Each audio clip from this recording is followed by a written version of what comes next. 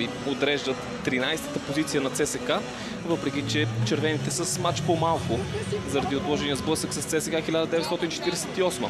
Тази картинка наблюдаваме за последен път. Знаете, феновете на армейците изтърпяват наказание и днес е третото гостуване, в което ЦСКА няма как да има подкрепа от своята публика извън столицата. Така че пореден проблем, поредна липса, с която отборът на Томислав Стипич е принуден да се справя. По-важното обаче е това какво ще покаже отборът на ЦСКА. Червените днес обаче в своя трети черен екип.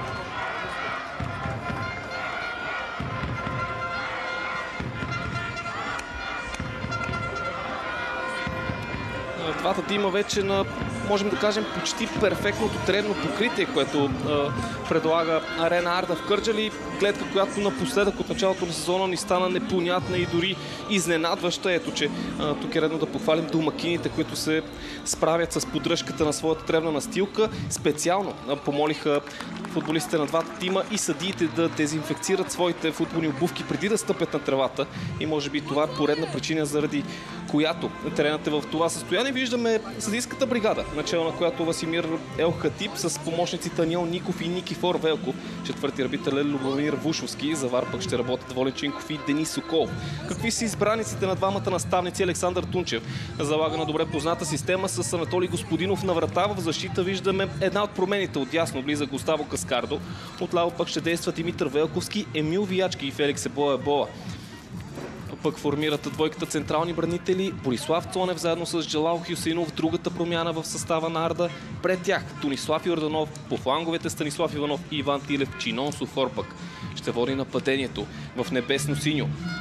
Над 100 мача с екипа на армейците за Александър Тунчев, спечелени 2 титли на България в началото на века. Днес обаче от другата страна ще бъде бившият армейски бранител и със сигурност ще иска да нарани своя бивш клуб и да вземе победата. От игра в сравнение с последния шампионатен сблъсък на Арда пък излизат Илкер Будинов и Баран Аксака. Това са футболистите, които Томислав Стипич избира за днешния, можем да кажем, съдбоносен ден за ЦСКА. На вратата представили се феноменално срещу Славия. Густаво Босатов, в защита са Тибо Вион, Брайан Кордоба, Християн Петров и Сейни Санянк. Марселиньо Карасо ще действа с дебютанта от първата минута Юлиан Илиев. По фланговете пък норвежците Лаос Каршем и Тобиас Хайнц. Зад гърба на нападателя на червените Годлан Коялипо пък ще действа капитана. Днешният ден Джонатан Линцет. Цели 4 промени за хърватския наставник на армейците, който в една дълга и пространна пресконференция преди днешния сблъсък каза, че знае причините за лошите резултати, но не може да ги каже. В момента трябва да запази мълчание. Всички говорят пък, че за Томислав Стипич и неговия щаб днешния сблъсък може да е последен. Един треньор, който вече показа своята загриженост, своята привързаност към ЦСКА като клуб, но трябва да носи победи, за да запази своето място. Начало на сблъсъка.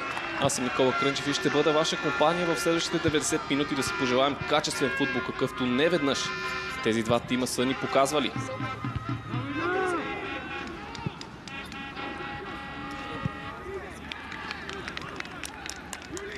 Казахме промените в състава на Арда, 2 на брой. Джалал Хюсейнов една от тях. 4 пък са тези в състава на армейците. Малко бяха очакванията, че Стипич дори ще прибегне към по-крайни мерки в опита си да стигне до положителен резултат, именно с смяна на системата на игра. Немалко са обаче и проблемите, с които ЦСКА трябва да се справя, центриране от Скаршен, претенции от щаба на армейците за игра с ръка. Със сигурност ситуация, която и в момента е детайлно преразглеждана от ВАР арбитрите. Дори топката тук да удря ръката на Димитър Велковски, тя е напълно прилепена до тялото му, така че няма как да има дуспа в ситуацията. Какви са промените? Първо, какви са проблемите за ЦСКА от гледна точка на окомплектоване на състава? Контузени са 2 от новите имена. Джейсън Лукило и Ломбар Делова. Някои определиха Ломбарда Лола като най-качественото попълнение през тази лятна селекция за ЦСКА. Ето, че и той излиза от игра за днешния сблъсък. Вече стана ясно за проблемът на младия Георги Чурбаджийски, който беше опериран в Барселона заради вроден дефект с менискусите. Мартин Стойчев пък продължава да се възстановява след тежка контузия. Може би най-добрата новина, свързана с отсъстващ играч, е тази Силан Антонов, който след операции и прекарани 2 курса по химиотерапия започна индивидуални тренировки. Знаете, младия Антонов успя да пребори коварна болест с помощта на семейство, приятели и клуб. А сега ще се опита да се завърне обратно към терена. Юлиан Илиев с първо действие хладнокръвно овладя топката и продължи в предни позиции. Голяма възможност, огромен шанс за това 19-годишно момче днес да излезе от първата минута. Да, той е дебютант като титуляр, но вече записа няколко минути в първия кръг срещу Лудогорец. Трябва да бъдем напълно коректни, точно 12 за него. Иначе преминал през детско-юношеските академии на ВИА, София и Левски от 2018 година. Юлиан Илиев е в академията на ЦСКА. Неизменна част от дублиращия тим през изминалите 2 сезона. Дори и през този. Той записа почти 200 минути във втора лига с дубъла на ЦСКА. Виждаме, че поне от началните минути той застава много близо до двамата централни бранители Християн Петров и Брайан Кордоба.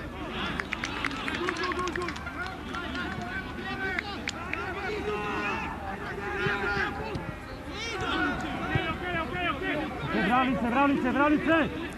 Окей, гуд! Емил Виячки владее. Коялипо го атакува. Джинон Суфор се предложи и овладя топката. Борислав Цонев. Затворен от Марселино Кареасо. Димитър Велковски през центъра към Йорданов с едно докосване през Чинон Суфор. Добро разиграване в светло-синьо. Иван Тилев обаче е затворен от Тибо Вион. В последствие извършва сякаш нарушение или по-скоро топката излезе и ще последва удар от вратата. Проблем за нигерийския нападател на Арда Чинон Суфор, от когото днес се очакват големите опасности на фона на проблемите, които изпитваше ЦСКА в предходните мачове от шампионата, и то проблеми главно срещу подобни снажни нападатели, които умеят да играят във въздуха. Нападатели, които имат огромно качество в физически аспект и затрудняваха отбраната на армейците. Днес двама такива в състава на Арда. Профор и Тонислав Йорданов, който обаче получава една по-свободна роля зад гръба на нападателя с номер 9. Остава Босато силно напред, без да има възможност за Коялипо да играе с топката. Анатолий Господинов без риск изчисти топката в тъч.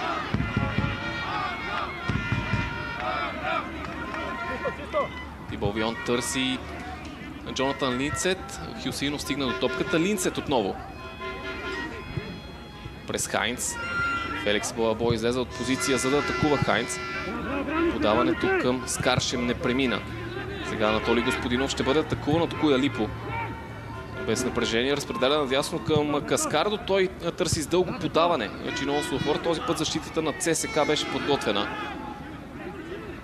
Едно добро лице от армейския клуб под ръководство на Томислав Стипич в първите 45 минути на сезона. Гостуването на Лудогорец вдъхна увереност, вдъхна кураж у феновете на ЦСКА за това, че предстои нещо добро през този сезон. Рискованото представяне, което в онзи матч, поне през първата част, донесе позитивни реакции обаче в хода на следващите 3 срещи. Се оказа нож с 2 остриета за ЦСКА, защото много проблеми бяха създадени от бавна, неорганизирана, ненавременна преса от футболистите на Стипич и в последствие контранападения на опонента на ЦСКА. Да видим дали днес полуките ще бъдат взети. Може би включването на Юлиан Илиев като футболист с хибридна роля ту в средата на терена, ту като трети централен бранител пък ще даде още повече стабилност, която се търси. Цонев открадна топката.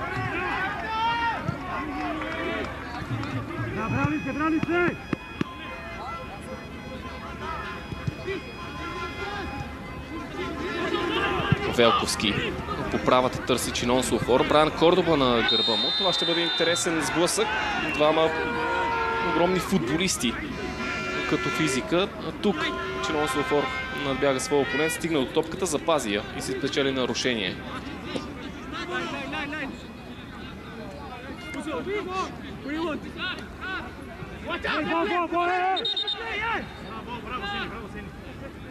Перфектна възможност от статична ситуация. Арда да търси път към вратата на ЦСКА. Не са се подготвили футболистите на Александър Тунчев за подобно изпълнение, така че ще има едно обикновено разиграване.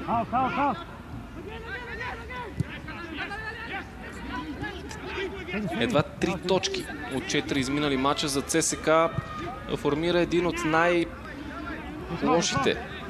стартове на сезон за армейците. Сред 5 най-слаби, ако погледнем чисто статистически. Днес при евентуално поражение ЦСКА пък може да запише най-слабото си начало в историята.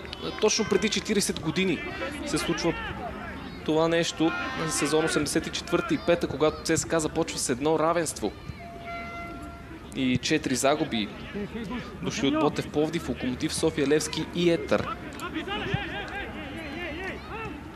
В началото на 90-те пък се започва с равенство и 3 загуби.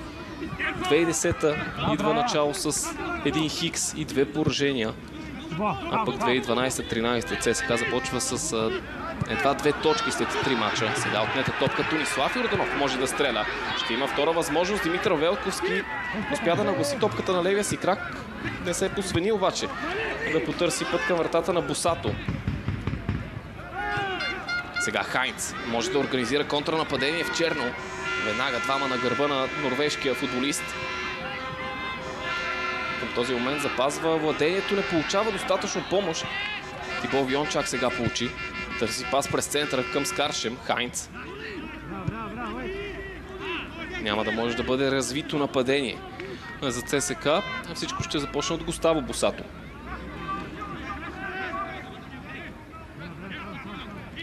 Ако продължим темата със слабото начало на ЦСКА и този хронологичен поглед през историята, то ще видим, че във всички тези споменати кампании, в които ЦСКА стартира слабо, завършва на второ място. Някои фенове бих казали, че към момента второто място е мираж, за други обаче пък второто място никога не е опция. Сега Чинон Суфор в наказателното поле, опит за ножичен удар. Топката завършва в обятията на Густаво Босато. Активно начало в първите 10 минути от домакините.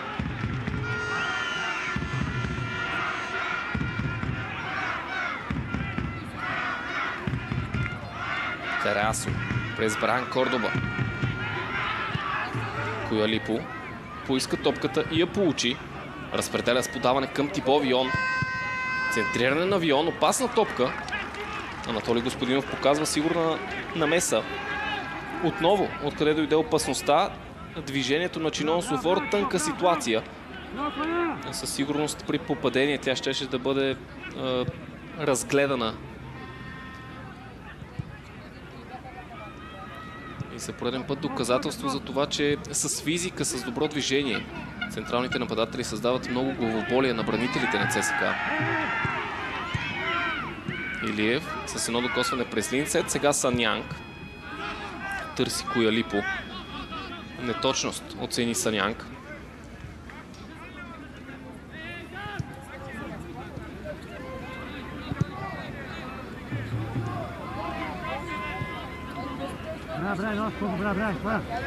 Изчаквателна позиция за отборът на Томислав Стипич. Това е видно от началните минути на сблъсъка.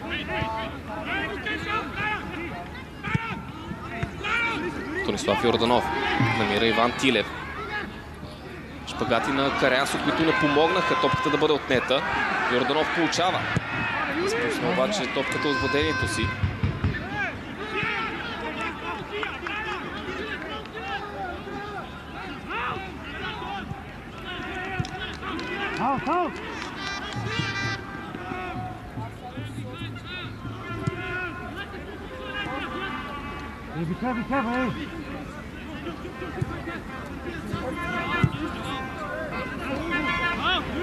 Изглежда сякаш наистина Томислав Стипич е подготвил капани за своя опонент. Запитан на пресконференцията преди матча за тактиката, за това, което подготвя с ЦСКА като рокади. Той каза, че има информация, че отборът на Арда се подготвя да срещне тим с 3 централни бранители, но пък ЦСКА има само 2 здрави такива в лицето на Кордоба и Петров, така че това по-скоро отпада от плановете. Ето, че виждаме една позиция на Юлиан Илиев, която пък показва коренно противоположното. ЦСКА с опита да включи още един футболист в линията на защитата и да даде още повече стабилност. Именно младия Илиев сега е атакуван от Тонислав Йорданов. Губи топката. Йорданов с подаване в наказателното поле, там където обаче няма нито един играч на Арда. Линцет. Атакуван от другата десетка Цонев. Линцет се освободи пространство, от което сега може да напредне с топката в крака. Ляво от него е Тобиас Хайнц. Норвежката комбинация не работи през този сезон така, както го правеше през изминалата кампания. Така че и от тримата норвежци се очаква много повече. Иначе първи точен удар към вратата на Анатолий Господинов. Отново отбор на ЦСКА, който излиза за шампионатен сблъсък без типични флангови футболисти. Проблем продиктуван и от контузията на Джейсън Лукило, но и от много слабото представяне на Матиас Фаетон. Смерах Хатип забави това изпълнение, за да се провери състоянието на Густаво Каскардо, който пострада при този сблъсък с Санянг.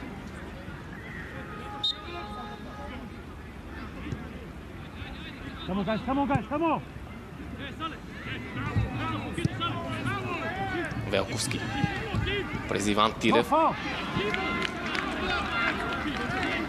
Ще последва тъч за ЦСКА. Тибо Вион ще го изпълни срещу Славия отляво на отбраната, днес от дясно.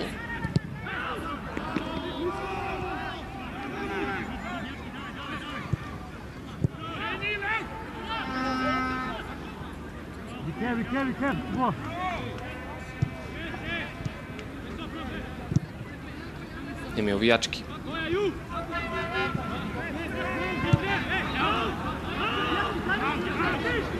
Арда продължава да има видимо преимущество от гледна точка на владение на топката. Още едно дълго подаване към Станислав Иванов. Сени Санянг без проблем във въздуха. Юлиан Илиев продължи топката напред, само за да може Ебола да я свали към Густаво Каскардо. Както отборът на ЦСКА се представя под очакванията, същото можем да кажем и за тима на Арда. 2 победи, 3 загуби. И място извън първата десетка. Разиграване сега в небесно синьо. Топката беше поета от Каскардо. Неговото движение завърши много бързо обаче в наказателното поле, без да има развитие. Но това, което дава надежди на тима на Александър Тунчев, е силната домакинска форма. 2 мача тук на Арена Арда от началото на кампанията, 2 победи, 6 събрани точки. Още един удар към вратата на Анатолий Господинов, още веднъж по-скоро рутинна намеса на стража на кърджалийци.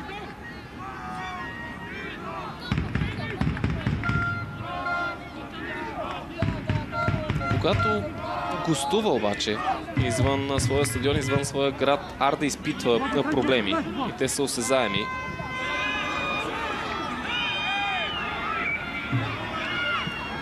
Особено Видно беше това при загубата с 1-5 от Лудогорец. Преди няколко седмици в последния кръг пък Арда загуби от Спартак Варна с 0-1.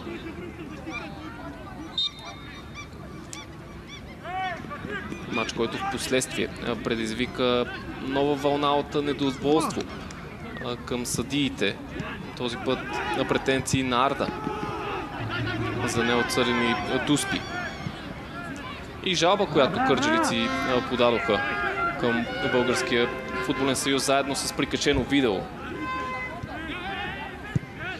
Този матч отборът на Александър Тунчев претендираше, че е бил ощетен заради недаден червен картон за отбор на Спартак Варна и 2 дуспи.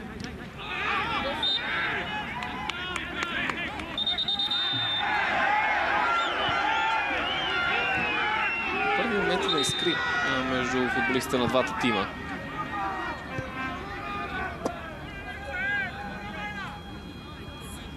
Ненужно Иван Тилев разкара топката.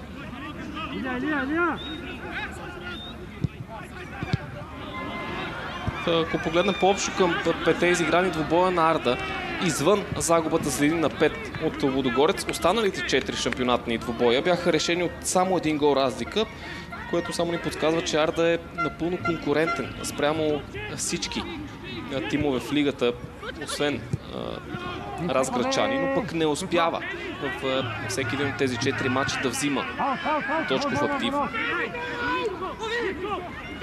Борислав Цонев с подаване към наказателното поле. Средно висока топка, която затрудни Йорданов, а сега Скаршем може да организира нападение за ЦСК.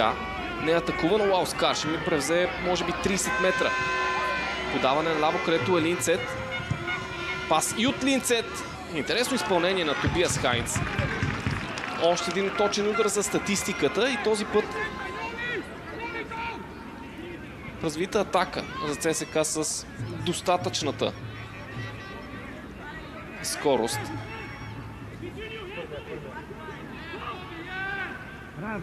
Нито един удар за Арда, 3 за ЦСК и 3-те точни. Надали 3-те могат да попаднат в графа опасни след тези близо 20 минути футбол. Тилев.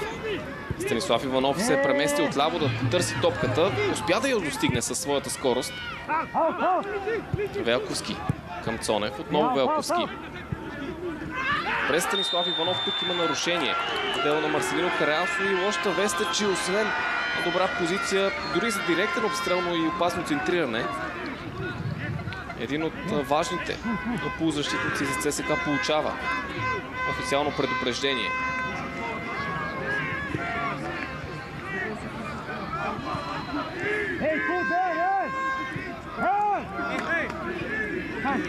Закъсня колумбиеца, не успя да играе с топката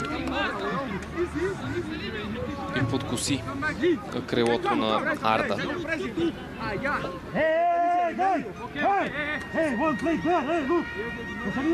Какво ще бъде решението на Борислав Цонев? Е интересно. Дистанция, която от друга позиция би предположила и директен обстрел. Сега обаче ъгъла със сигурност не е от най-удобните. Само двама на стена и цели 5 в небесно-синьо в наказателното поле. Ето го изпълнението на Цонев. Не от качеството, от което се нуждае отборът на Арда. Каскардо търси именно Цонев в наказателното поле. Тибо Вион се справя. Скаршем преодолява Тонислав Йорданов и отново има пространство отляво на игралното поле за ЦСК. Саняк получава топката.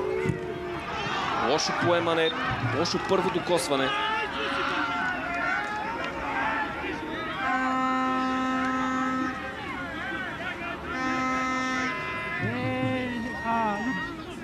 Юля!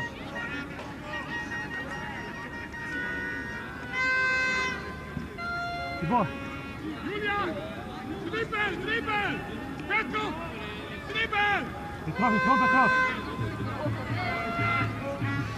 Каскардо изчаква опциите пред себе си. Не беше подготвен Джелал Хюсинов за това подаване от тъча. Пас напред към Коялипо, кой ще стигне пръв до тази топка. Анатолий Господинов излезе и подсигури зоната зад гърба на Феликс Ебоа. А тук при тази ситуация бяха претенциите за Дуспа в полза на Арда. Може би просто загуби равновесие. Густаво Каскардо при опита си да овладее достатъчно добре топката. Станислав Йорданов. Пас напред към Станислав Иванов. И отново Йорданов. Юлиан Илиев. Понася се напред с топка в крака. Станислав Иванов успя да отнеме, не и да запази топката в очертанията на терена, така че тя ще бъде за ЦСК.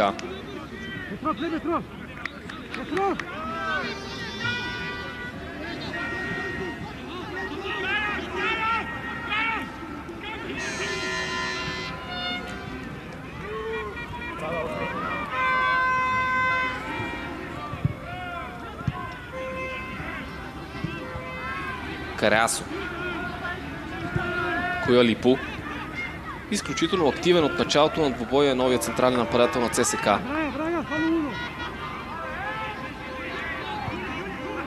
Излиза от своята очаквана позиция, търси топката, разпределя когато може.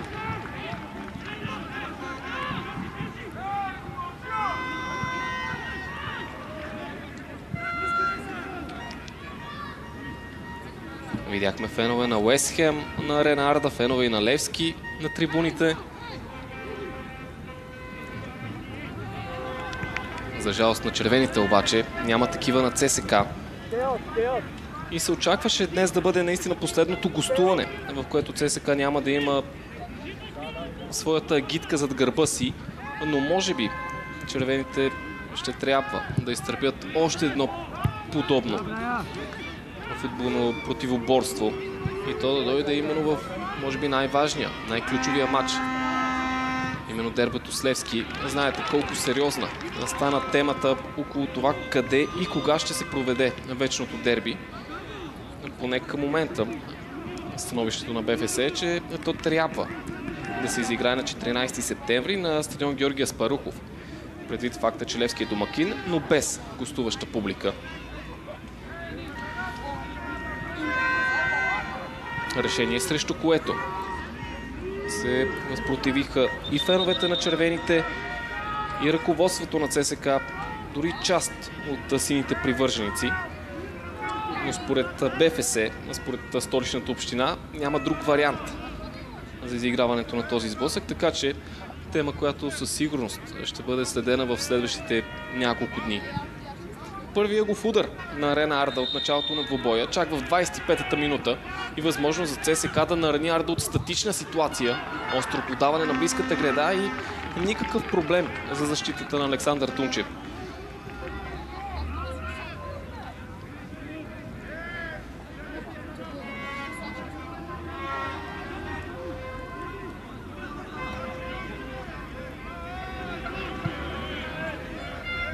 Още един проблем за армейците от началото на кампанията. В 4 двубоя от ФБ Лига само един от тях стана свидетел на попадения на отбора на ЦСК и 3 гола на армейците дойдоха в домакинството на Хебър.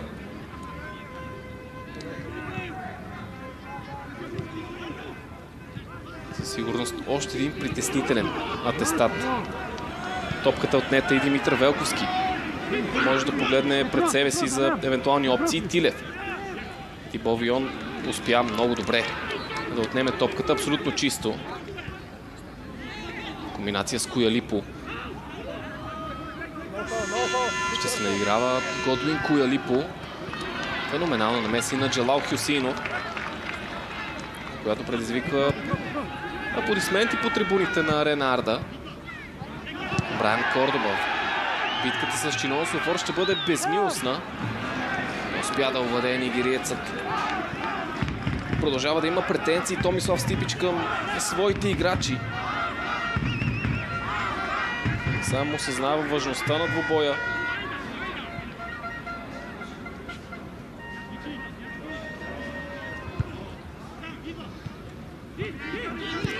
Илиев изпревари Чинон Софор към Линцет. Станислав Йорданов взима втората топка и търси Станислав Иванов. Това са възможностите пред Арда, когато техните флангови играчи могат да се надиграват един на един. Забави се развитието на атаката. Цонев Надясно към Каскардо. Подаване на Каскардо с един Санянк чисти, само за да може топката да отиде в притежание на Джелал Хюсейнов. Сега Велковски и ново подаване. Страхотен пас и спасяване на Густаво Босато. От втора позиция излезе Станислав Иванов и успя да отклони топката по добър начин, по заплашителен начин към вратата на Густаво Босато. Ето е най-голямата възможност от началото на сблъсъка. И тя буквално дойде от нищото. Гледаме подредбата на бранителите в черно. Засадата беше покрита от повече от един футболист. Християн Петров сякаш беше закъснял. Никой не проследи Станислав Иванов. И абсолютна чиста ситуация за звездата на Арда. Иначе перфектно подаване на Димитър Велковски. И Густаво Босато отново се доказва като една от главните единици в този отбор на ЦСКА. Според мнозина, въпреки че ЦСКА загуби от Слави в предходния кръг, за играч на матч трябваше да бъде избран именно Густаво Босато, защото без неговите намеси може би резултатът нямаше да показва минимална победа за Славия. Цели 9 спасявания срещу белите на Густаво Босато. 8 дошли след удари от наказателното поле. И днес отново Босато дава на своя тим това, което е нужно, а то е сигурност.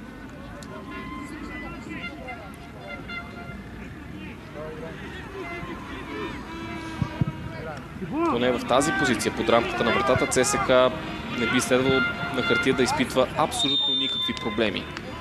Двама много класни и достатъчно конкурентни вратари в лицето на Босато и Иван Дилгеров. Първо спиране на играта заради горещините в цяла България и в частност тук в Кърджали. Но дори в този момент около 19:30 термометрите показват над 30 градуса температура на въздуха, така че възможност за двамата наставници Томислав Стипич и Александър Тунчев да може би подскажат, припомнят какви са плановете на игра на техните футболисти.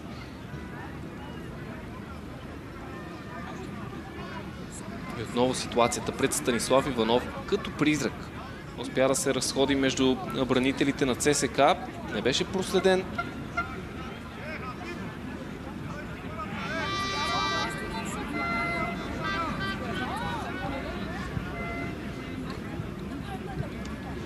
Острото центриране означаваше и силен удар.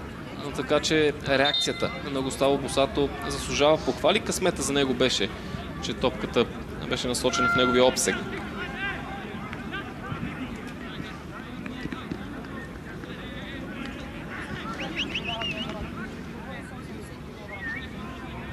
Точно преди 126 дни, на 21 април тази година, двата тима излязоха отново тук на този стадион в сблъсък от FBet Лига.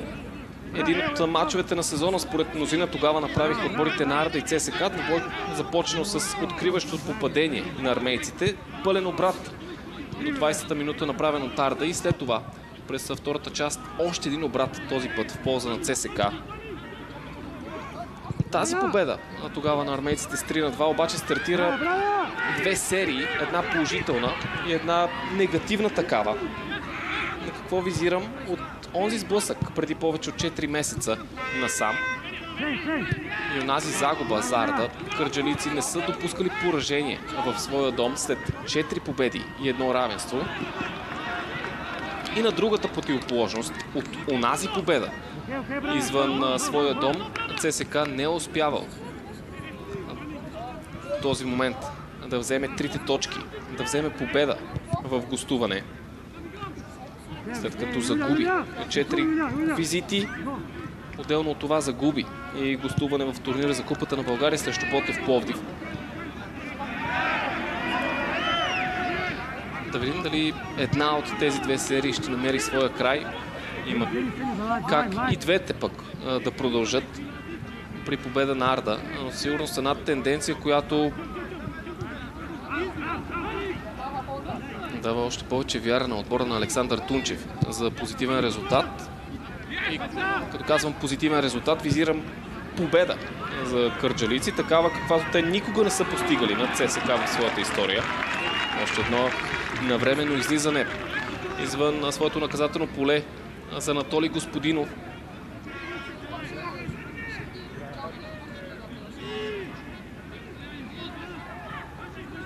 Скаршем не успя да прокара топката зад гърба на полузащитниците. Коялипо търси точния момент за удар. Той беше затворен. Християн Петров след това успя да изкара топката в тъч. Претенции, че последно с нея е играл футболист на Арда. Неуважение според отсъждането на съдийската бригада.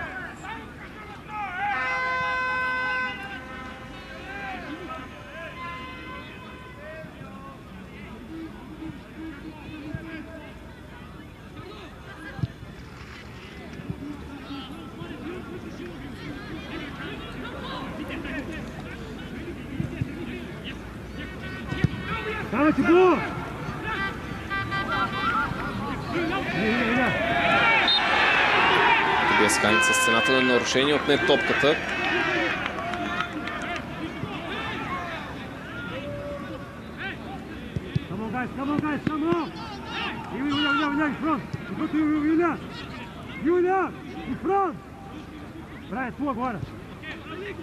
Продължават отчетливо да се чуват подсказванията на Томислав Стипич.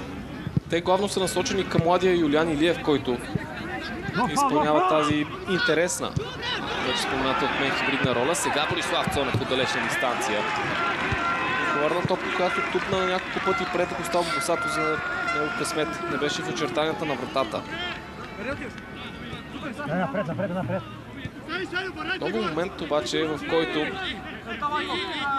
футболистите на ЦСКА не успяват да затворят центъра на терена. А там има футболист на Арда. Постепенно изнасяне сега от Густаво Босато. Сени Санянк е свободен на левия фланг. Трудна топка за Санянк. Той продължи към Скаршем. Коялипо с пета. Отново през Скаршем.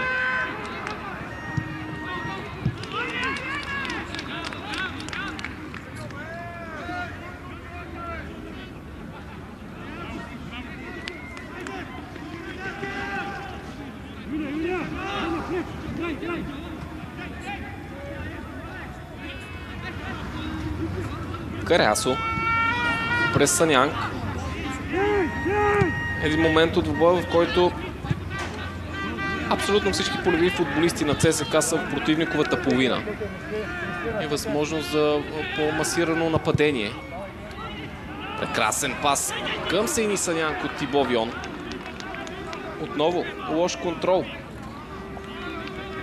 от гамбийския футболист, който пък каза на своите отборници, че тук слънцето му е попречил да овладее добре топката.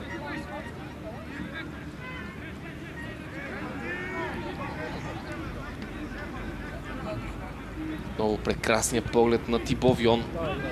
Абсолютно необезпокояван беше Сени Санянк. И беше длъжен да предостави по-добър пас. Но в ложите на Арена Арда пък виждаме важните фигури в оперативното ръководство на ЦСКА, техническия директор Михаил Александров и изпълнителните такива, Стоян Орманджиев и Филип Филипов. В интервю пред колегите от Тема Спорт, един от изпълнителните директори, Стоян Орманджиев, абсолютно откровенно каза, че е наясно с това, че продължаващи негативни резултати могат да костват позицията не само на Томислав Стипич и неговия щаб, но и на част от ръководителите, че те също носят отговорност за продукцията, която показват футболистите на ЦСКА. Най-вече визирайки закъснялата, може би все още не завършила селекция за армейците. Още едно нарушение в половината на ЦСКА и отново Хайнц закъснява с своето действие.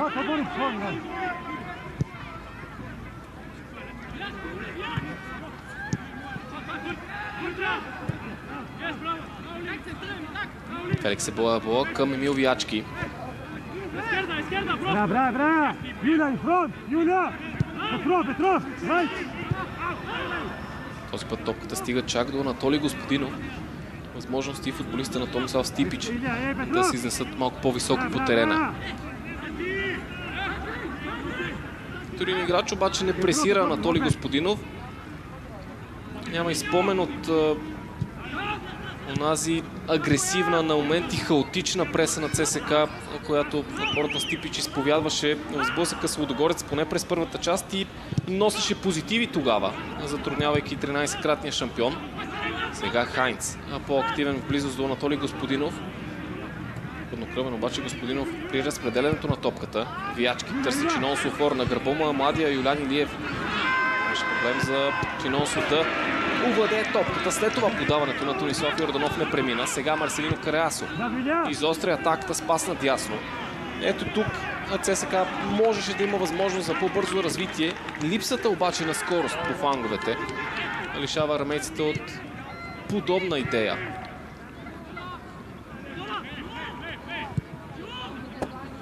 Илиев. Кристиан Петров. Сейни Санянк. Движение на Скаршем. Такова и от Коялипо топката е изгубена и това дава възможност за контранападение. Станислав Иванов ще потърси подаване на пътя на Чинон Софор. Твърде силна топка. И отново невъзможност пред нигериецът да достигне до удар към вратата на Густаво Посато. Продължава тактическото надлъгване между двата тима. Между двамата треньори, главно.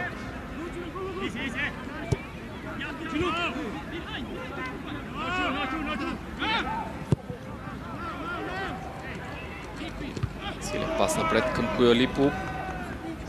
Ебо отговаря обаче с достатъчно добро извисяване във въздуха. Вячки. През Велковски. Затворено от двамата норвежци. Двама от тримата норвежци в състава на ЦСКА беше Велковски. Твърде елегантно и аристократично се опита Джонатан Линцет да продължи топката напред.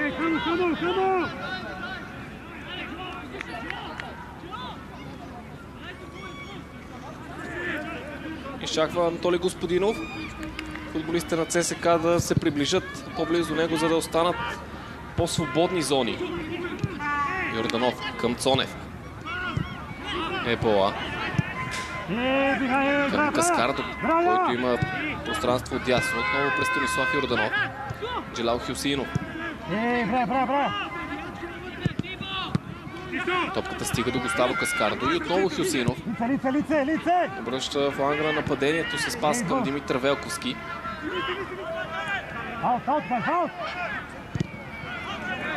Само тъч за Арда.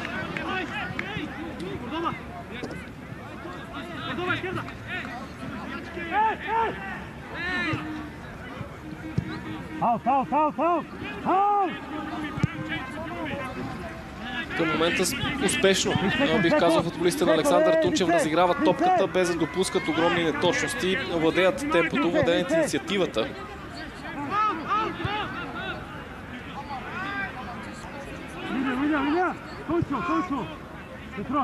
А ЦСКА изчаква своите възможности тогава, когато те се открият. Пас към Иван Тилев, твърде силна топка за лявото крило на Арда. И все пак аплодисменти от Александър Тунчев за самата идея на топката да бъде завъртяна от едното крило към другото и тогава, когато има свободно пространство на обратния фланг, да бъде изпратена дълга топка.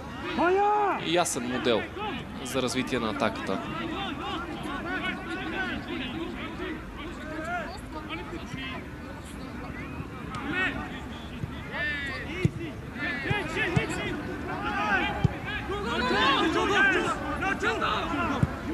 Посато. Юлиан Илиев ще бъде поставен сега в преса. Измъкна се от нея с подаване към Кордоба. Коялипо овладява на гърди. Атакуван от двама. Логично губи. Цонев продължи към Иван Тилев. Дали топката остане в очертанията на терена. Към момента отговорът е положителен. Хюсеинов включва в атаката и Густаво Каскардо. Станислав Иванов. Сякаш повечето атаки към момента за Арда се развиват главно отляво. И по този начин Станислав Иванов остава по-изолиран от играта. Но пък най-голямата опасност дойде именно пред него. Сега Чинон Сулфор вкарва топката в мрежата на ЦСКА. И отново проблемите на армейците при отбраната срещу високи топки, срещу подобни нападатели. Излиза на преден план. А може би в най-подходящия момент от началото на този сблъсък Арда стига до аванс и носи нови главоболия за Томислав Стипич.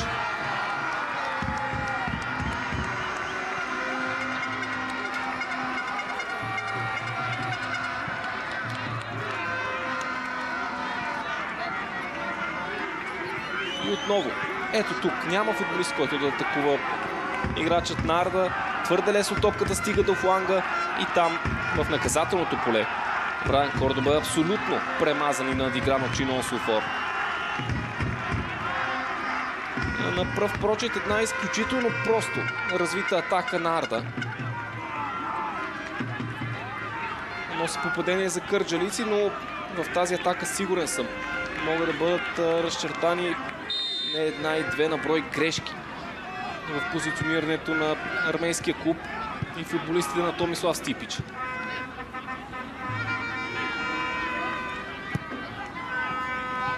Гол номер 1 през сезона за Чинон Сулфор.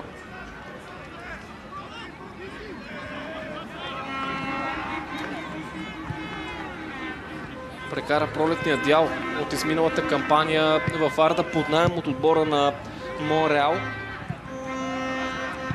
Неговите права бяха закупени през лятото и изглежда сякаш тази инвестиция си заслужава. От тук насетне отборът на ЦСКА трябва да бъде много по-активен.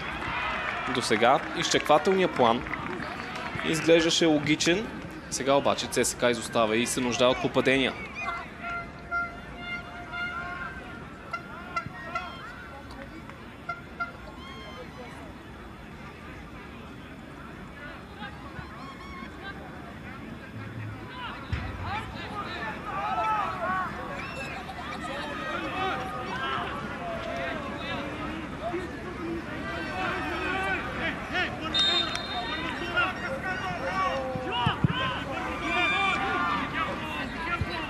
Силна топка към Чинон Сулфор. Отново тя е свалена от нигериеца.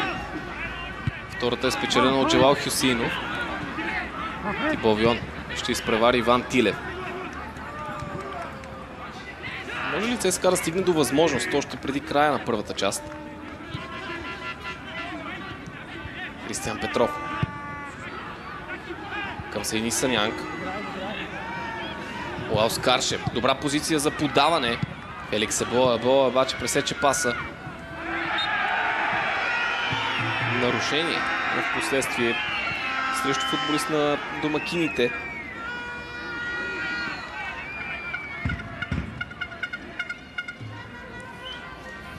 ЦСКА се нуждае от промяна. Всеки един свързан с червените се пита откъде може да дойде тя, поне в рамките на днешния сблъсък, включително и ръководителите в ложата на ЦСКА. Не чак толкова много опции на резервната скамейка. Там откриваме резервния страж Иван Дилгеров. Игращия за дублиращия тим и по-скоро ни извергнат Емануел Шакич, Иван Торицов, Матия Светон, както и младите Иван Тасев, Лъчезар Иванов, Йоан Бурносузов, Марк Емилио Папазов и Петко Панайотов. Изключително сложна ситуация пред Томислав Стипич.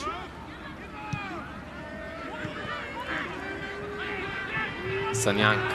Ново надигран и тактически от Станислав Иванов. След това обаче имаше опасно посягане на Густаво Каскардо и ето една от добрите и малкото наброй поне към първата част възможности, които се откриват пред ЦСКА.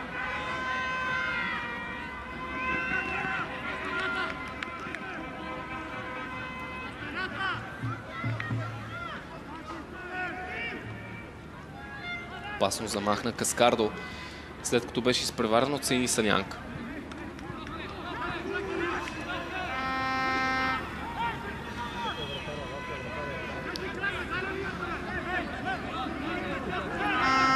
Тибовион за топката, масирано присъствие на футболисти в черни екипи в наказателното поле на Арда.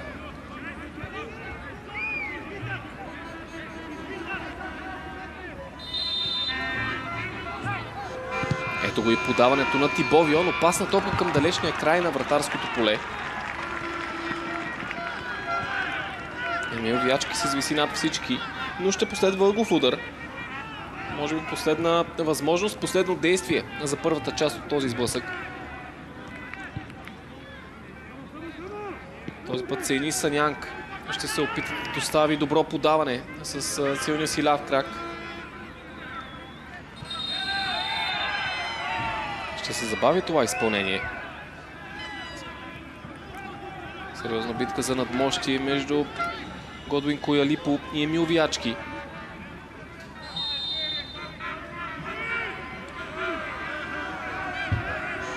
Ето го и шансът пред армейците. Сейни Санянк с подаване. Удар с глава на Християн Петров. Ще се стигне ли до изравнително попадение? Към момента не.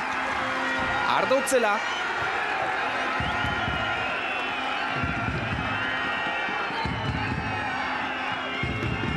Същинска вихрушка в рамките на няколко секунди в наказателното поле пред Анатолий Господинов.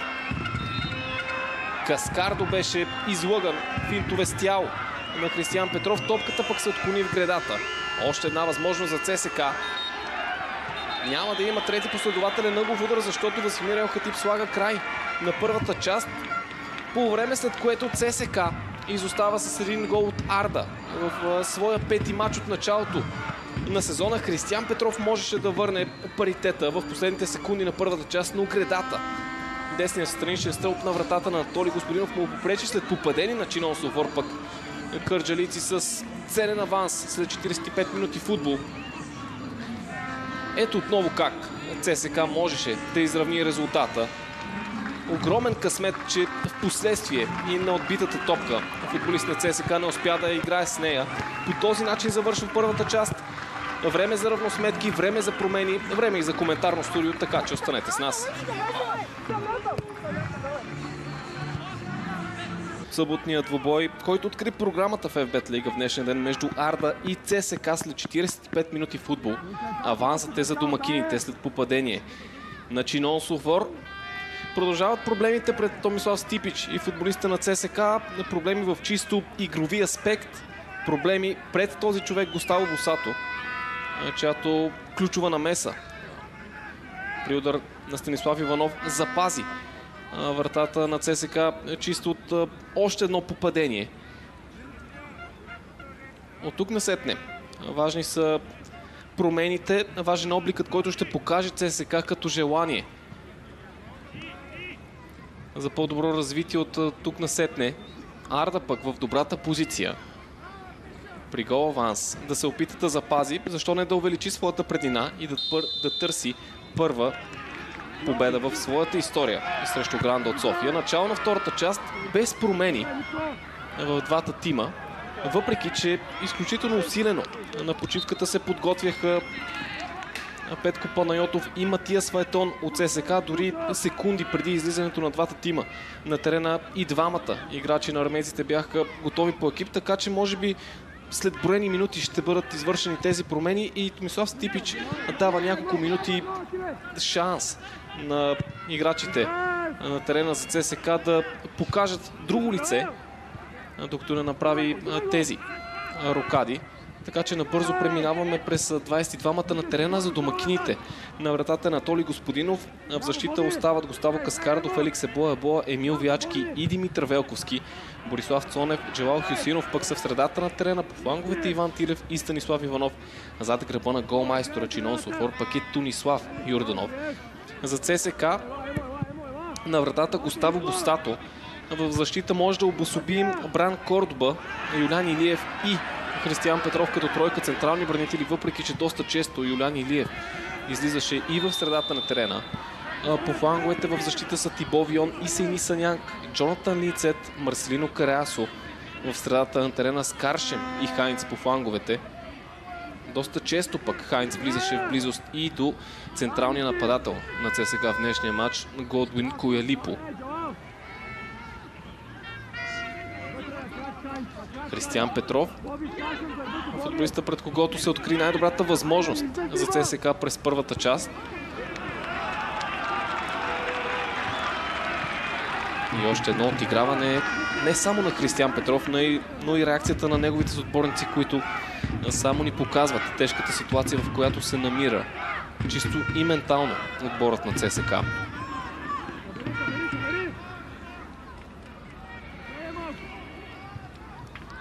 Юлян Илиев не успя да изчисти топката. Чинон Софор пък от своя страна не успя по добър начин да установи контакт с топката.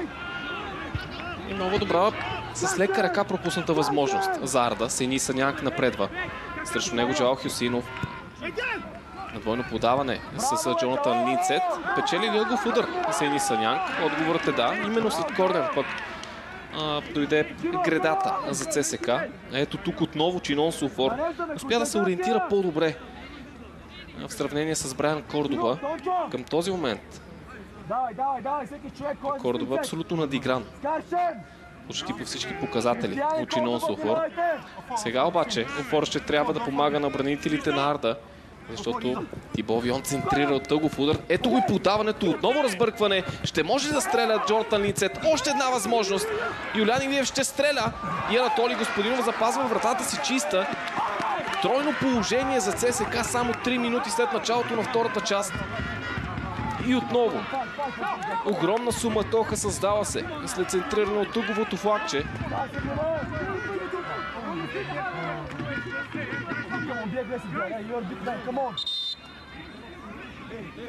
Подобно на финалните секунди на първата част, Арда отново оцелява. При подобно разбъркване Сени Санянк за топката. Шестима футболисти в черно атакуват подаването. Хайнц на границата на наказателното поле. Твърде слаб удар. След това Иван Тилев изчисти. Карасо към Вион. Християн Петров. Прекрасни действия на Християн Петров в една неприлична позиция за централния бранител на ЦСКА. Не успя неговото подаване да стигне до търсения човек.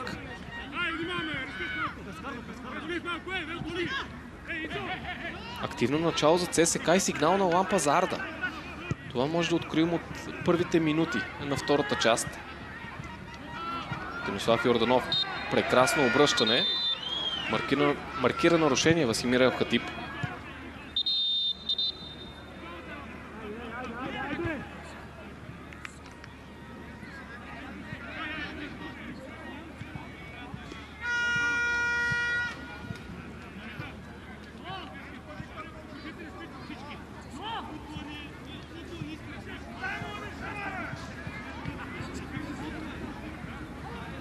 Няма да позволи Васимир Елхатип реплики и изнервяне на играта между отделните футболисти на двата тима.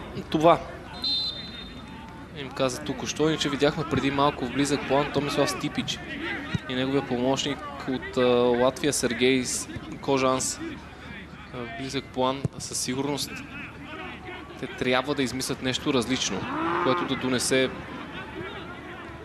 по-добро лице от ЦСКА.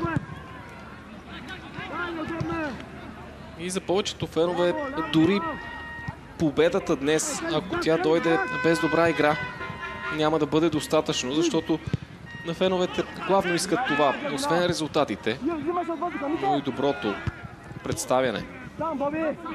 Борислав Цонев абсолютно сам стартира нападение с подаване към Чинон Софор. Брайан Кордоба срещу него отново. Ситуация 1 на 1 за Чинон Софор.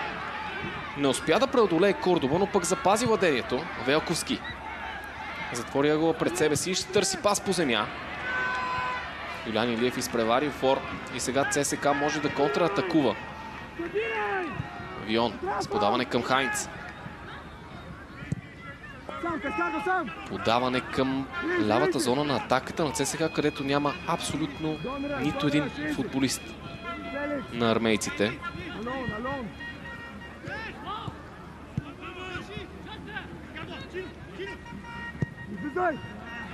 И отново топка към Чинон Софор. Почти всяка една такава към Офор е спечелена във въздушно единоборство или каквото и да е било от нигерийския нападател. Сега отново той се справи по перфектен начин.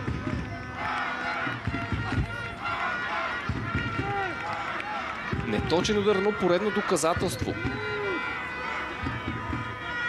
за проблемите на ЦСК в защита, докато Матия Светон и Петко Панайотов изглеждат готови да внесат повече свежест в играта на ЦСК.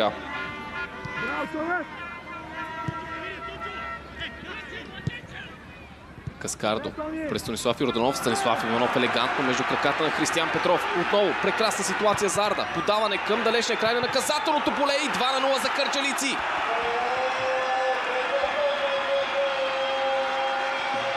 Отново Густаво Босато е безпомощен. Арда нанася втори тежък удар върху амбициите на ЦСК за нещо повече от този сблъсък. Втори тежък удар върху амбициите на Томислав Стипич, може би да бъде треньор и на ЦСКА в утрешния ден. Арда на пътя на историята, търсейки първи успех над един от столичните грандове.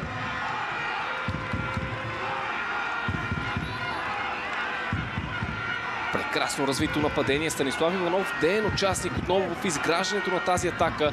Първо пусна топката между краката на Християн Петров, за да го елиминира. След това направи същото, за да намери с подаване Иван Тилев. А само вижте колко футболисти в Светлосино бяха готови да помогнат за развитието на това нападение. В наказателното поле на ЦСКА цели 4 играчи на Арда срещу същия брой или по-малко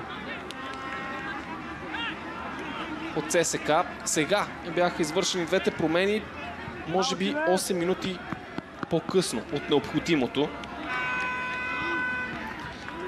Марселино Караясо и Тобиас Хайнц напускат игра. Петко Панайотов и Матия Светон се включват. Има ли път назад обаче за ЦСКА?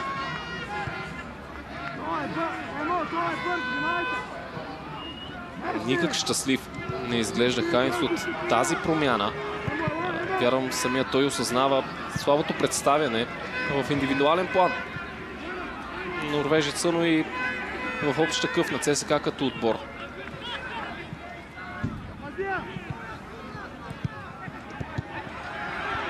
Арда играе с самочувствие тук насетне. Цонев търси извеждащ пас към Иван Тилев.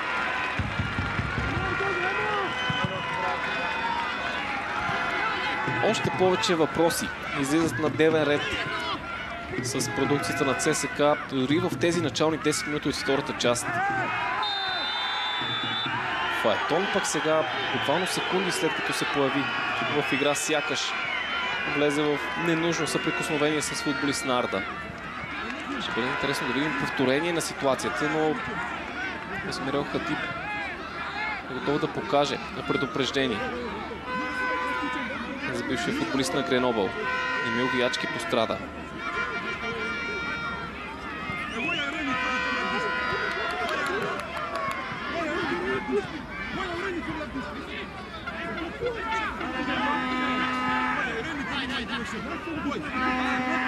Изнервени до краен предел абсолютно всички в състава на ЦСКА.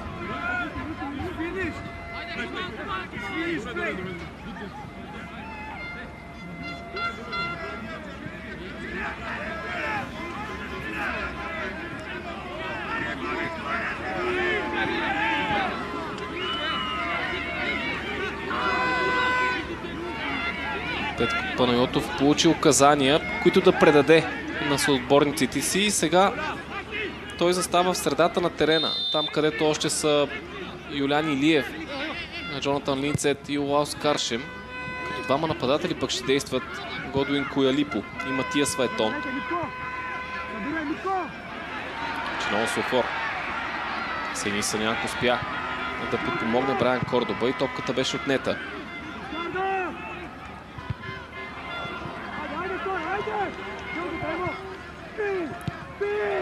Санянк печели нарушение.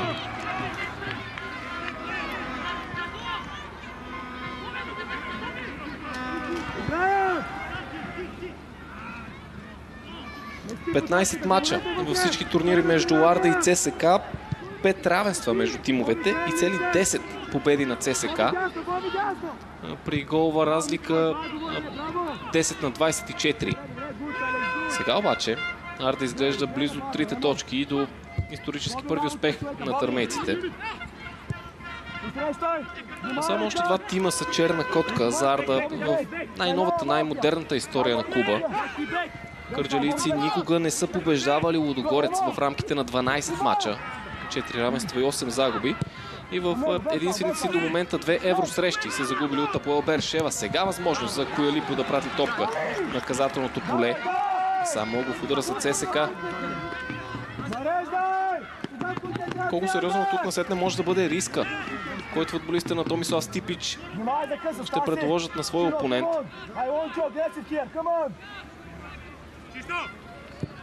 Тибо Вион, ето го подаването, отново опасна топка. Фаетон връща към Юлян Илиев.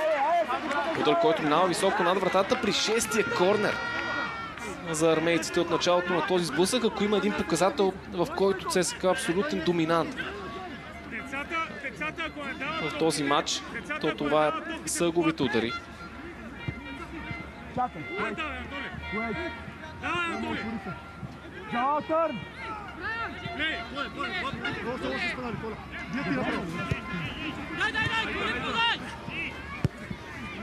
Борт на Арда иска да разиграва късо. Петко Панайотов с активно включване и шпагат, който за момент спира разиграването на кърджалийци.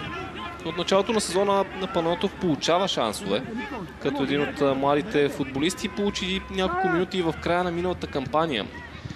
В матч от 35-я кръг с Локомотив Пловдив и след това с баража с ЦСКА 1948. Сега Християн Петров с важна намеса, която предотврати излизането очи в очи на Станислав Иванов срещу Густаво Босато. Всяка една атака на Арда обаче изглежда заплашителна за тима на ЦСКА.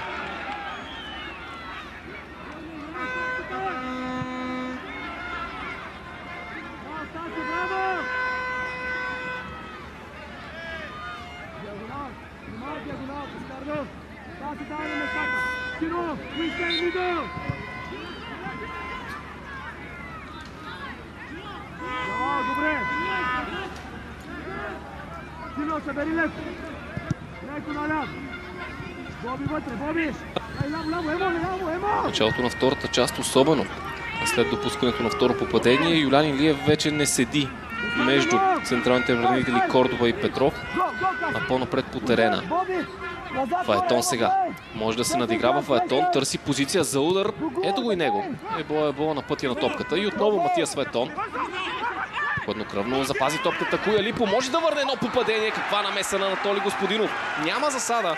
Маркирано от страничен арбитър от далечната страна. Пък Куялипо тук пропуска възможността да върне ЦСКА обратно в този матч.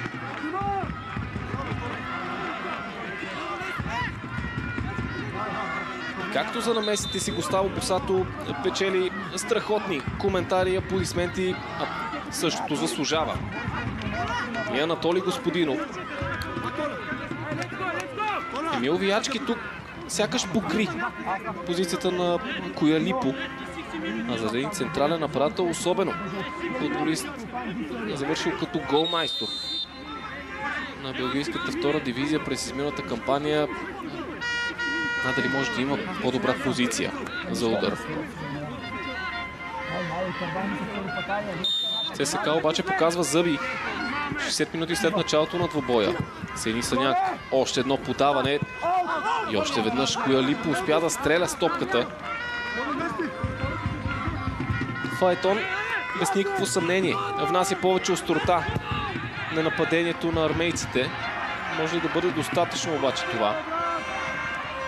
Прекрасна асистенция можеше да се превърне отиграването на Фаетон, ако Куялипо беше хладнокръвен пред удара.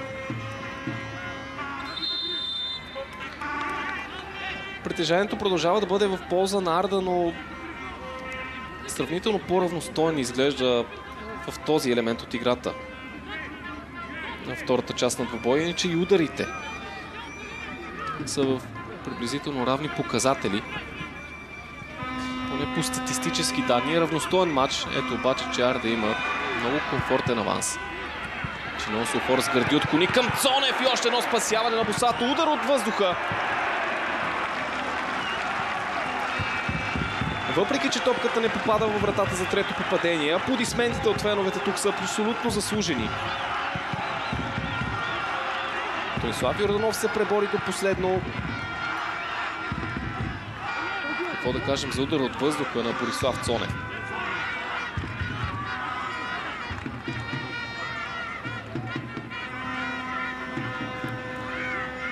И в няколкото секунди, в които ние наблюдавахме повторения на ситуацията, буквално в рамките на 15 секунди, ЦСК вкара топката в игра и я загуби. Хюсеинов. Коялипо разпредели към Фаетон. Петко Панайотов подкрепя атаката отляво. Фаетон играе сам. Сега търси подаване към младия Панайотов. Още един корнер за ЦСК. Магов удар номер 8. Този път късо изпълнение. Сини Саняк затрудни Фаетон.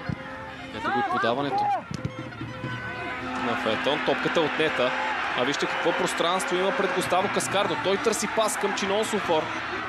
Няма да бърза Офор с развитието на атаката. Сега намери свой съотборник. Много бърз преход на играчите на Александър Тунчев от едното наказателно поле до другото.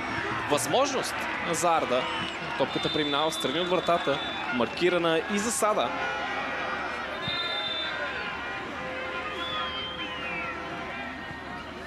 И отново на преден план големия проблем на ЦСК в защита. Тогава, когато отборът атакува и загуби топката при наглед една изчистена балонна топка, по-голяма част от играчите на Томислав Стипич се намират вече зад нея и нямат възможност да се приберат достатъчно бързо. И това обуславя тези контранападения на Арда при понякога числено преимущество.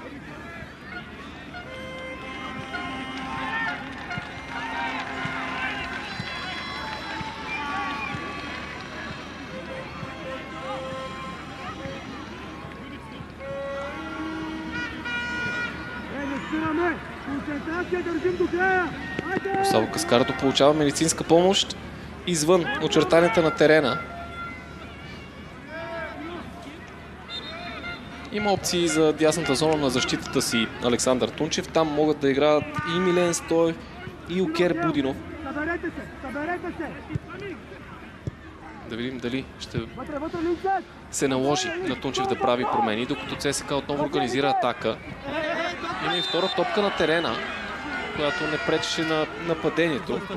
Нарушение в последствие на Тибо Вион в атака.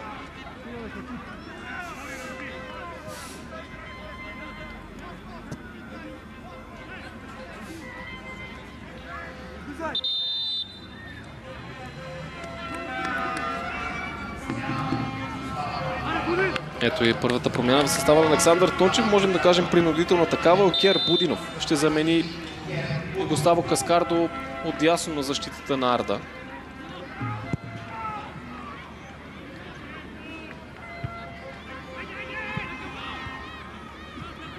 И първата и втората спорна топка беше спечелена от кърджалийци.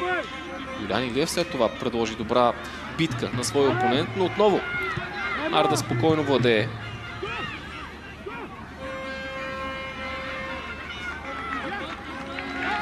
Хюсеинов не успя да запази владението. Тъч за ЦСК.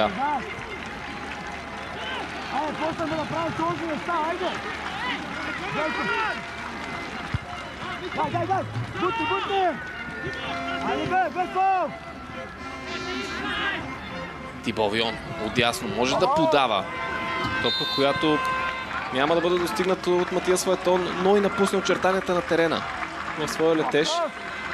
Физически проблем и за Джелал Хюсеинов. Един от най-стабилните футболисти на Арда, играч, който е използван от Александър Тунчев на не само една позиция. И като дефанзивен полузащитник, и като централен такъв, а може той да играе.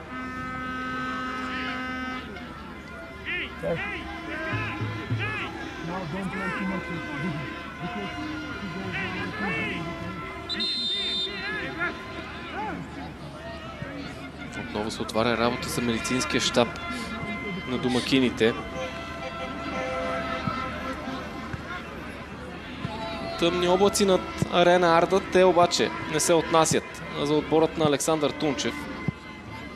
А може би за това, което е подготвило бъдещето за Томислав Стипич, докато ние отново наблюдаваме прекрасно развитата атака на отбора домакин.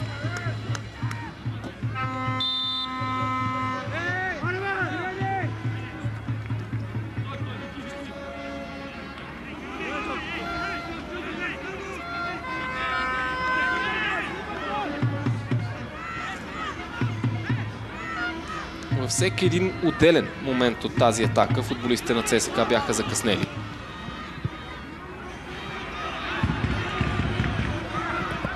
Този път без проблем за Сини Санянг да се справи с Станислав Иванов.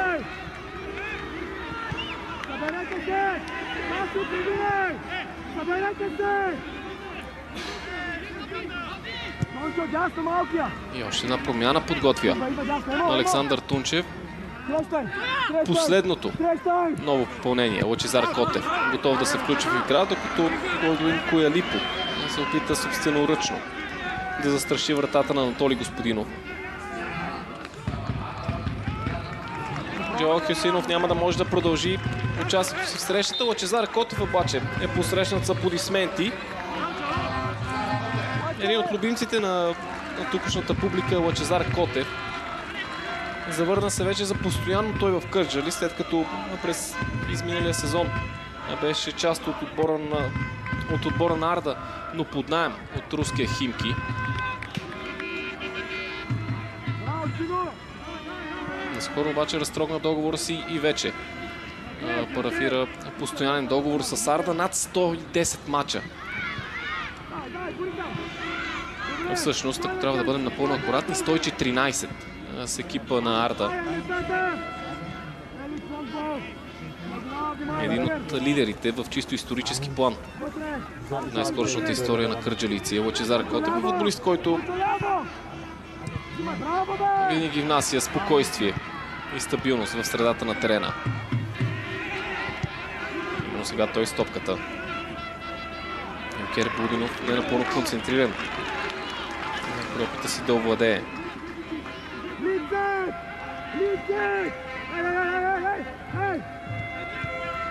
Фаетон. Справи се Будинов. Станислав Иванов търси подаване към Чинон Сулфор. Топката отнета. И сега Фаетон търси капитана Линцет. Не мини извеждащото подаване към Коялипо.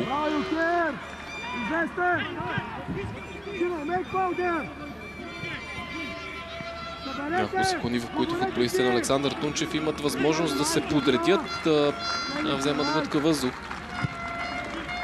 Докато ЦСКА организира ново нападение. Тибо Йон. Бе напълно ясно какво изискваше с това си отиграване Тибо Йон, но твърде лесно предаде топката на Арда. Сега Тонислав Йорданов. Връща чак към своя страшен Анатолий Господинов.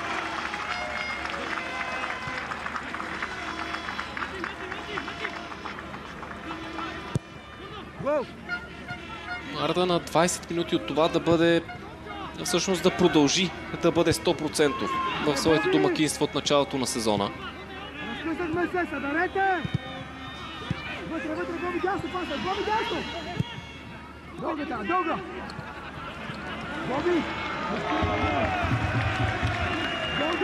През календарната 2024 Арда изигра 10 домакинства преди днешния сблъсък тук на Арена Арда и допусна само 2 загуби при 5 победи и 3 равенства, така че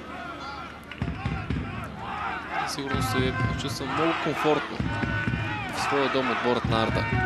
Показва го и днес.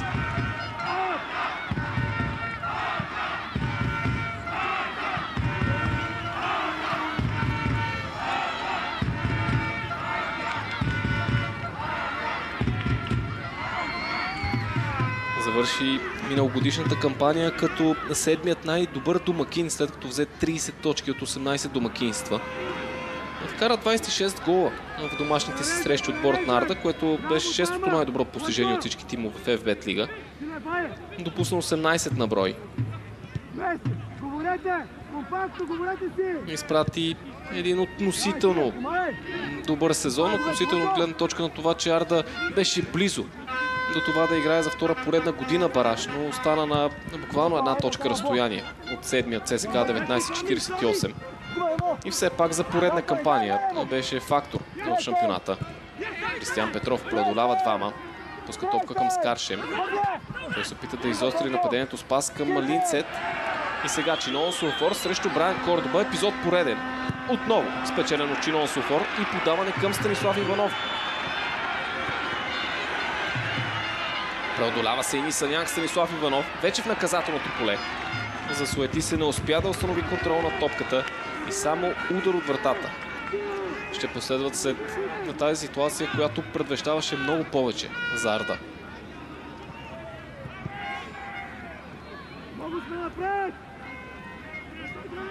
Петко Панайотов показва желание, откакто се появи на терена. Само то не е достатъчно за нещо повече за ЦСКА. Отново лоши отигравания от футболистите на Томислав Стипич. Отново Арда успя да изнесе топката без особени проблеми. Борислав Цонев срещу Кристиян Петров. Подаване към Илкер Будинов. Равнотопката обаче го става босато. Всяка една атака на Арда изглежда опасна.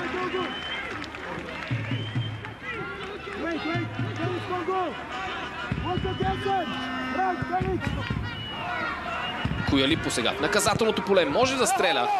Ново спасяване на Анатолий Господинов.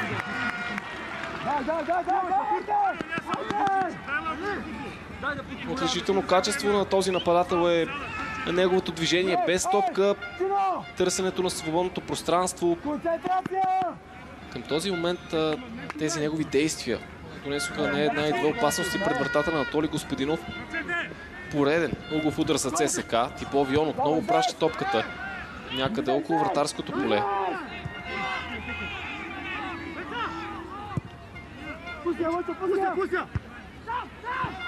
Лъчезар Котев отигра топката към Чинон Сулфор и сега Арда може да организира контратака. 4 срещу 4. Изостана един футболист на Арда. Все пак възможност за Борислав Цонев. Той стреля в гредата. Ще продължи нападението в небесно-синьо. Велковски. Още един удар. И отново отстрани от целта. Сякаш Арда тук пропусна да сложи точка на този спор. Да реши изхода на събитията. Четвърт час преди края на матча, пък пауза за освежаване на двата тима.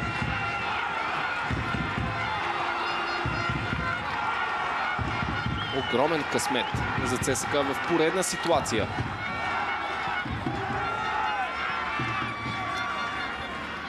Този отбор на Томислав Стипич просто е неузнаваем. Носейки името ЦСКА.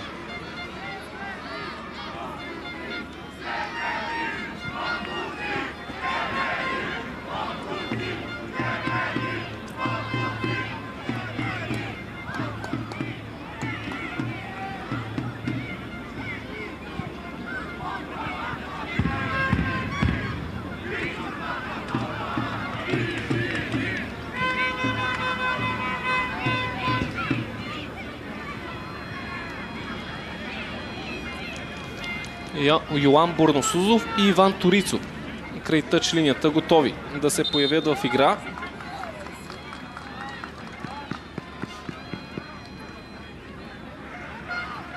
Времето пред ЦСКА, времето пред Томислав Стипич неуморно изтича.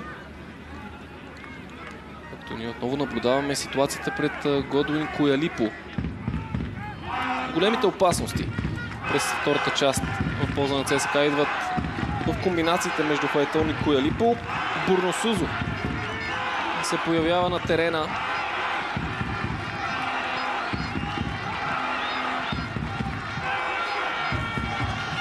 Записа единствено минути при победата с 3-1 над Хебър. Йоан Борносузов, иначе използван главно в дублиращия тим на ЦСКА, воден от Владимир Манчев.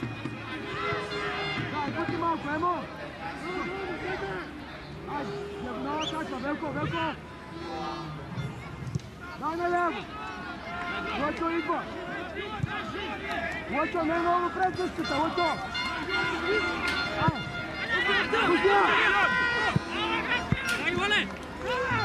Беше приет с голямо вълнение и очаквания Йоан Борносузов, главно заради това, което неговия баща Атанас Борносузов е оставил като следа.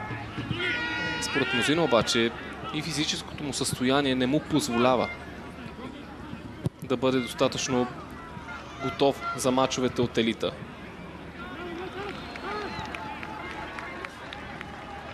Затваряй на Цецо!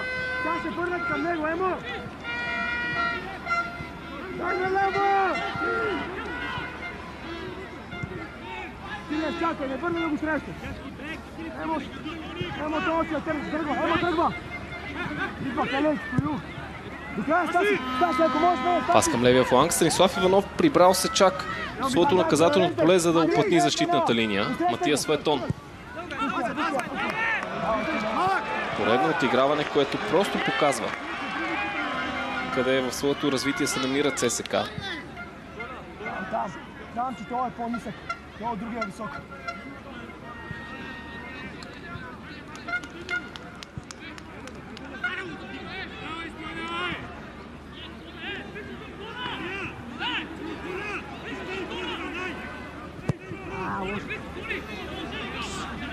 Браво, Сташи!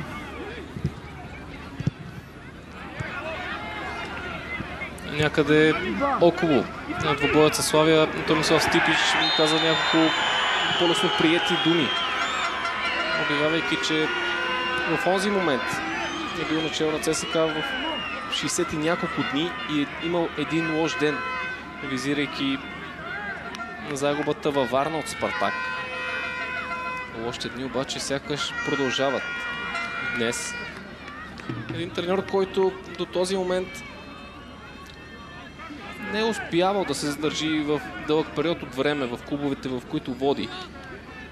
Започва кариерата си като наставник в Инголщат. Там работи с юношески тимове и с дублиращия отбор. Работи за кратко в турдивизионния немски Ерцгебирге Ауе. След това Штутгарт Кикерс в трета дивизия. Престой в Китай. Една година начало на юношеския тим на Айнтрахт Франкфурт. Най-сериозното му назначение е на швейцарския Грасхопърс, но авантюрата му с отборът от Швейцария продължава едва 34 дни, забележете, в които в рамките на 5 мача Томислав Стипич записва резултати в рамките на 3 равенства и 2 загуби. Води Славен Белопов в рамките на 600 дни и това е най-дългият период, в който се е задържал на професионално ниво в един тим. След това води в рамките на по една година латвийските Рига и Ауда, където идват големите му успехи, печелейки по една купа на страната с двата тима. Но извън това, нищо повече. Дай! Без фал! Сам! Излизай! Ръководството на армейците казаха, че Стипич е бил един от 7-те избора пред отбора за нов наставник и е бил най-добрият такъв като опция, като вариант. Дали обаче ще получи за време не знам колко, но доверие от тук насетне. Начало на ЦСКА и Кер Будинов може да направи резултата 3-0. Изпълнението му обаче беше безобразно. И отново, твърде много футболисти на ЦСКА, които са зад линията на топката, когато тя бъде отнета. Виждате какво се случва. Абсолютен погром в дефанзивен план за армейците.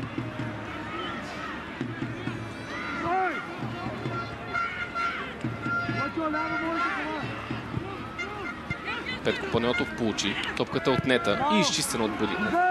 И ако продължим темата с Томислав Стипич и главно с историята на чуждестранните треньори и за това колко време и доверие получават те, поне в последните 10 години, откакто ЦСКА преживя онзи катарзис и се завърна, премина през В група и се завърна обратно в елита. Набързо минавам през имената, за да видим колко време са получили те.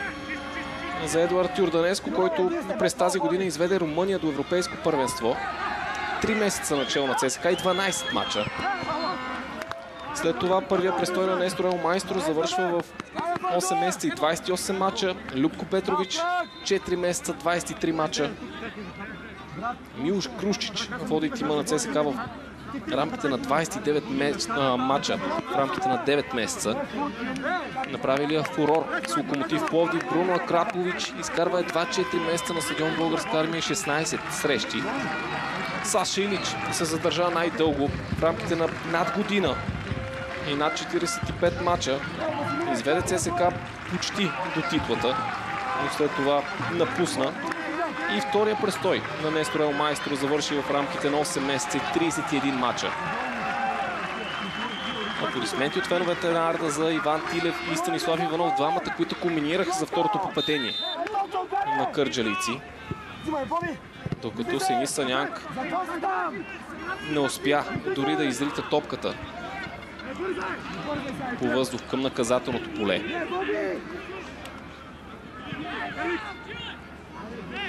Така че това, което изподелих за престоя на чуждестранните треньори начало на ЦСКА в последните няколко години, със сигурност ражда сериозна тема за разговор.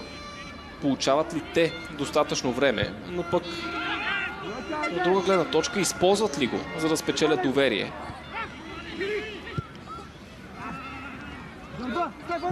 Въпроси, на които надали ще получим отговори. Коялипо отне топката в наказателното поле. Възможност за Коялипо между трима успя да дриблира. Не да отправи удар. Скаршев. Бурно Сузов. Топката е изчистена.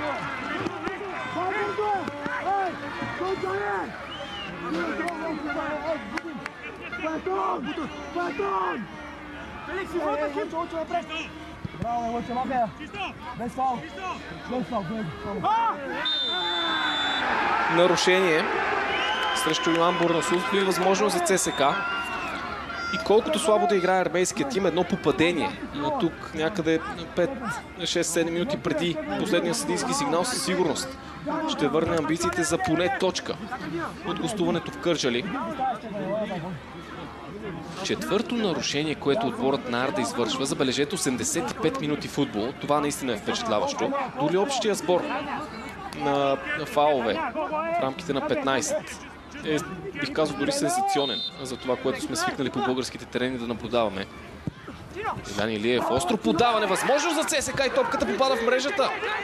Именно Годуин Коялипо е човекът, който връща надеждите на ЦСКА за нещо повече от това гостуване и може би надеждите на Томислав Стипич да продължи да работи начало на армейския клуб.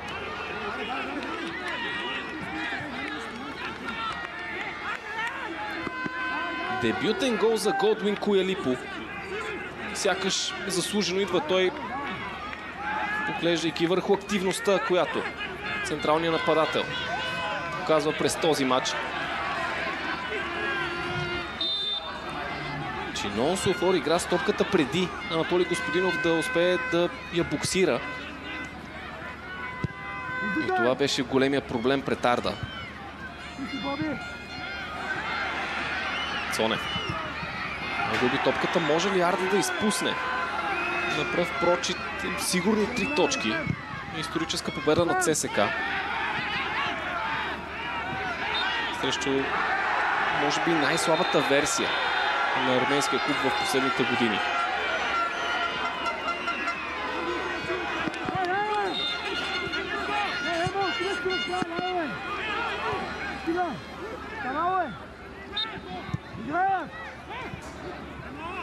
Скаршев. Още повече риск ще има от тук насетне за ЦСКА в предни позиции. Фаетон може и да стреля от далечна дистанция.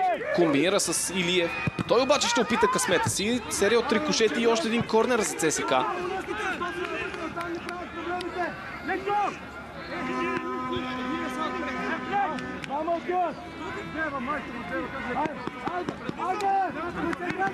11 тъгови удара за ЦСК. Нито един за Арда. ЦСК отбеляза гол от статично положение. 12 от последните 17 гола, които армейците са вкарали във вратата на Арда, идват посредством тези стандартни ситуации. Помним колко опасен беше отборът на Арда, отборът на ЦСК, може да бъде извинен, под ръководство на Саш Илич. Именно при стандартните положения това сякаш се загуби като оръжие, когато Нестор Елмайстро пое клуба.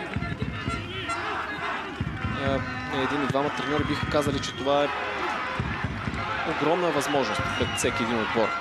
Визирам статичните ситуации. Бяхме за малко и Александър Тунчев, който изглежда доста по-огрижен.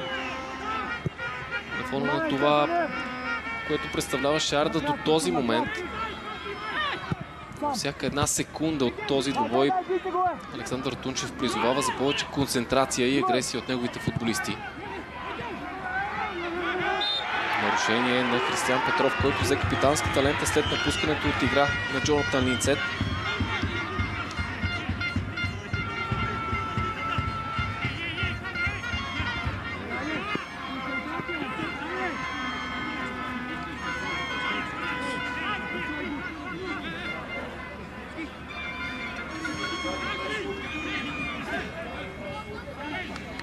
И още една аномалия случила се в този сблъсък.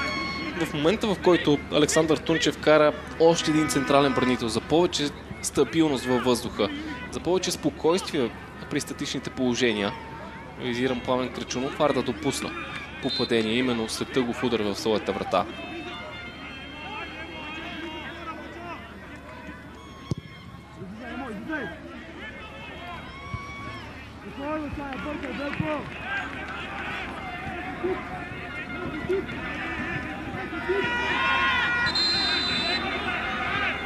Емил Вячки продължава да изпитва физическо неудобство, докато Марк Емилио Папазов е готов да се включи за последните минути от този матч. Пореден офанзивен футболист, който да внесе напрежение в наказателното поле на Арда.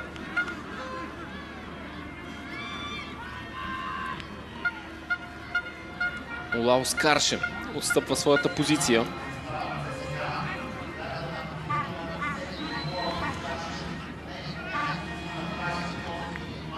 ЦСК пред угрозата да допусне 3 поредни загуби в ФБ Лига. Нещо, което не се е случвало от далечната 2015 година, когато пораженията бяха от Локомотив София, Бероя и Ботев Пловдив.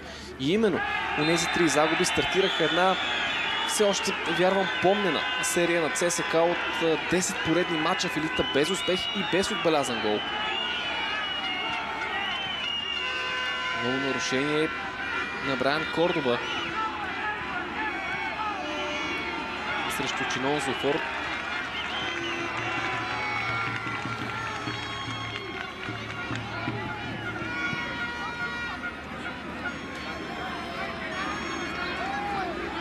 Картонът не дойде за действието, а по-скоро за протеста, за тези реакции на Брайан Кордоба.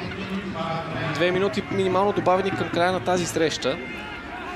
Освен пред угрозата от 3 поредни загуби в елита за ЦСК, отборът днес воден от Томислав Стипич може да запише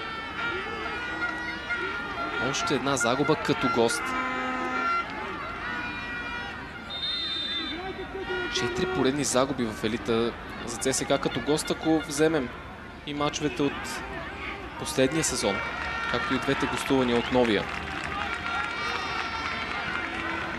За последно ЦСК нареди 4 поредни загуби като гост, а всъщност 5 през далечната 85-та година, докато виждаме как Арда ще изпълни първия гол удар в този матч, чак в първата минута от добавеното време. 5 са минимално добавените минути, а не 2. Моля да бъде извинен. Сега обаче възможност за Арда и спасяване на Густаво Босато. С по-слабия си поне на хартия ляв крак, десен крак, Димитър Велковски изстреля тази топка.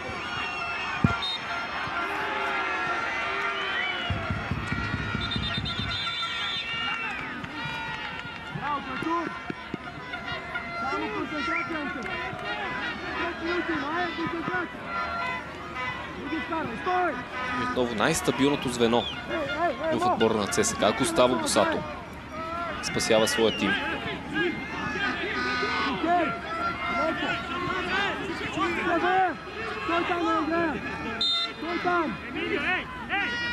Босато. Силно изритване напред към наказателното поле. Бурносузов е адресат на този пас. Чинон Сулфор обаче сблъсък с него за високата топка.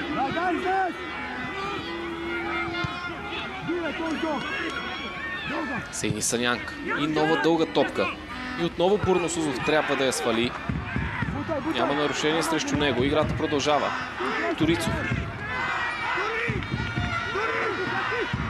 Още едно центриране. Бурносузов очакваше топката. Чинонсов, а по-скоро Феликс Ебое игра с нея. Сега възможност за ЦСКА. Петко Панайотов тук можеше да се превърне в герой за армейците.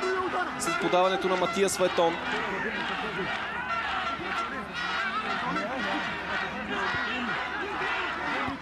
Близко до попадението, но недостатъчно за отбора на Томислав Стипич.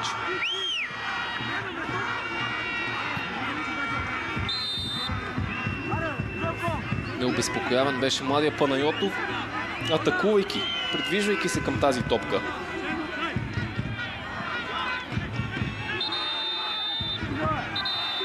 Жълт картон ще получи Анатолий Господинов за забавяне на вкарването на топката в игра.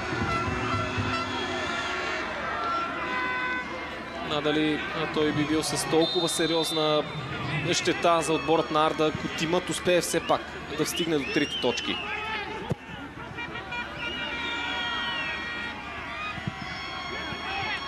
Офор към Цонев. Той търси подаване напред. Стефан Статлев овладява топката. Играе сам. Преодолява един опонент, но не успява да запази топката в очертанията на терена. Густаво Босато след това избута своя опонент, мислейки, че топката ще бъде в полза на ЦСКА. Получи се някаква мискомуникация между страничния арбитър и централния и главният такъв за това коя полза трябва да бъде топката. Играта продължи с владение за ЦСКА. Лесно обаче загубиха топката футболистите на Стипич.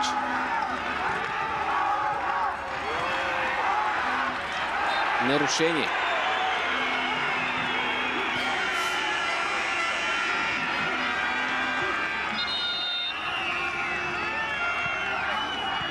Арда много близо до това да вземе първа победа в историята си срещу ЦСКА. Александър Тунчев пък днес водещ Арда за 70-ти път като наставник. С възможност да постигне една от най-големите си победи начело на този клуб. –